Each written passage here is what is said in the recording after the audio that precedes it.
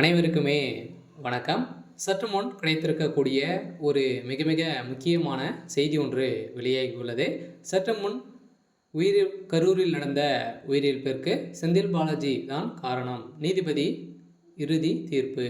இது மாதிரி பார்த்தீங்கன்னா, செய்திகள் வெளியாக இருக்குது. ஸோ இப்போ அதிரடியாக பார்த்தீங்கன்னா, விஜய் அவர்கள் மீது வழக்குப்பதிவு செஞ்சுருக்காங்க. இந்த வழக்குப்பதிவின் அடிப்படையில் கரூரில் நடந்த சம்பவத்தின் அடிப்படையில் பார்த்தீங்கன்னா, இது வரைக்கும் 39க்கும் மேற்பட்ட உயிர்கள் போயிருக்கக்கூடிய நிலையில் வரலாற்றிலே முதல் முறையாக தமிழகத்தில் இது மாதிரி பார்த்தீங்கன்னா, கேவலக்கட்ட ஒரு அரசாக பார்த்தீங்கன்னா, சீருக்கு அரசு போதுமான பாதுகாப்பு இல்லாத நிலையை தான் இந்த அசம்பாவிதம் பார்த்தீங்கன்னா, இதில் நடந்திருக்கு அப்படின்றது பார்த்தீங்கன்னா, குற்றச்சாட்டுகள் வைத்திருக்காங்க. இருந்தாலுமே பார்த்தீங்கன்னா, கரூர் கோட்டையாக இருந்த நிலையில் ரூ. 10 செந்தில் பாலாஜி அப்படின்றத பேசிய விஜய் அவர்கள் பார்த்தீங்கன்னா, அதிரடியாக செந்தில் பாலாஜி அவர்கள் பார்த்தீங்கன்னா, விஜய் அவர்கள் கண்காணித்துட்டே தான் பார்த்தீங்கன்னா, அங்கே எங்கே இருந்தார் அப்படின்ற மாதிரி ஒரு ஆடியோ காட்சியும் வீடியோ காட்சியும் பார்த்தீங்கன்னா வெளியேறக்கூடிய நிலையில் பரபரப்பை இழந்திருக்கு. அவர் பேசிய அடுத்த 10 நிமிடத்திலே பார்த்தீங்கன்னா, இந்த மாதிரி சம்பவங்கள்லாம் பார்த்தீங்கன்னா நடந்திருக்கு. சில பார்த்தீங்கன்னா, செந்தில் பாலாஜி அவர்கள் செய்த ஒரு மிகப்பெரிய கூட்டு சதியாக திமுக செய்த ஒரு மிகப்பெரிய கூட்டு சதியாக தான் இருந்திருக்கு.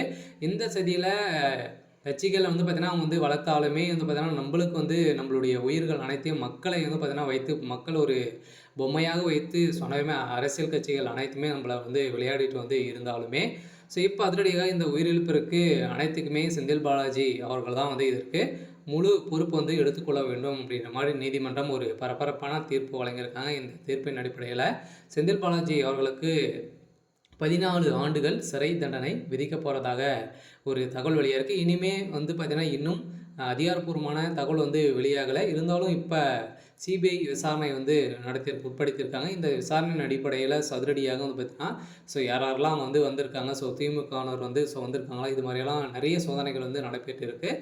இருந்தாலுமே இந்த சோதனையின் அடிப்படையில் இப்போ முதல்வர் ஸ்டாலின் அவர்கள் பார்த்தீங்கன்னா, அதிரடியாக திமுகவுடைய தலைமையகத்திலிருந்து வந்த ஒரு மிகப்பெரிய ஒரு செய்தியாக தான் இந்த சம்பவங்கள் நடந்திருக்கு. ஏற்கனவே விஜய் அவர்கள் பிரச்சாரத்தில் ஈடுபட்ட போதும் பார்த்தீங்கன்னா, திமுகவினர் தான் பார்த்தீங்கன்னா ஒரு மிகப்பெரிய சாட்டி பேசியிருக்கக்கூடிய நிலையில் களத்தில் இறங்கி இப்போ விஜய் அவர்கள் பேசிய ஒரு நிலையில் பார்த்தீங்கன்னா, திமுகவை சேர்ந்த ஒரு மிகப்பெரிய சதியால் இப்போ இந்த உயிர்கள் 39 உயிர்கள் போயிருக்கு அப்படின்றத இப்போ நிறுவனம் இருக்குது.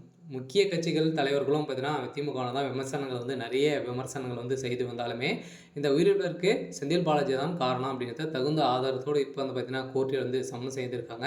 சில அதிரடியாக செந்தில் பாலாஜியுடைய கதை ஒட்டுமொத்தமாக முடிய போகுது. ஏற்கனவே செந்தில் பாலாஜி அவர்கள் அதிமுகலேருந்து திமுகலேருந்து இணைந்து நிறைய கட்சிகள் மாறி மாறி இது மாதிரி ஒரு மிகப்பெரிய அரசியல்வாதியாக பார்த்தீங்கன்னா இருக்கார். இது மாதிரி வேலைகளில் அவர் கை வந்த ஒரு கலையாக இருக்குது.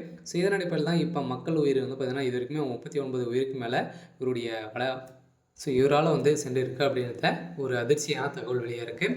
இருந்தாலுமே என்ன நடக்க போகுது அப்படின்றத வெயிட் பண்ணி பார்க்கலாம். இது மாதிரி செய்திகளை தெரிஞ்சுக்கணும் அப்படின்னா மறக்காமல் நம்மளுடைய சேனலை சப்ஸ்கிரைப் பண்ணி சப்போர்ட் பண்ணுங்கள். தேங்க்யூ.